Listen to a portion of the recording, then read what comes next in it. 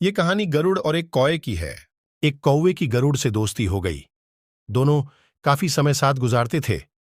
उनमें मित्रता इतनी गहरी हो गई थी कि आपस में कभी कोई बात नहीं छिपाते थे।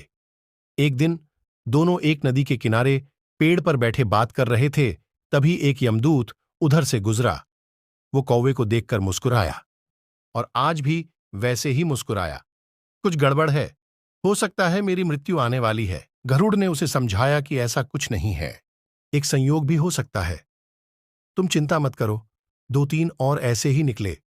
रोज यमदूत कौवे को देखकर मुस्कुराता। अब तो कौवे को यकीन हो गया कि निश्चित ही मेरी मौत नजदीक है। उसने गरुड़ से कहा, मित्र, मैं मरना नहीं चाहता, लेकिन ये यमदूत जरूर एक दो दिन में मेरे प्राण निकाल कर ले जाएगा। ये रोज ही मुझे देखकर मुस्कुराता है। गरुड़ को भी लगा कि हो सकता है कौवे का शक सही हो। उसने कौवे को धैर्य बंधाया। गरुड़ ने कौवे से कहा, तुम चिंता मत करो मित्र, मैं तुम्हें यहां से इतनी दूर ले जाऊंगा कि ये यमदूत तुम्हें दिखाई ही ना दे। गरुड़ ने कौवे को अपनी पीठ पर बैठाया और उस जंगल से हजारों किलोमीटर दूर कैलाश पर्वत पर ले गया। दोनों को अब यह डर नहीं रहा कि यहां कोई उन्हें परेशान कर सकता है। लेकिन वे जैसे ही कैलाश पर्वत पर पहुंच एक गुफा तक पहुंचे, वहां वो यमदूत पहले से ही मौजूद था।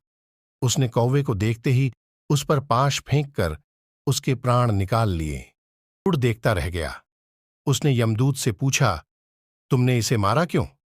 यमदूत ने कहा कि इसकी मौत इसी समय लिखी थी, इसलिए इसके प्राण निकाल लिए। गरुड़ ने फिर पूछा, तो फिर तुम इसे देखकर उस जंगल में मुस्कुराते क्यों थे? इसे मारना ही था तो वहीं मार देते।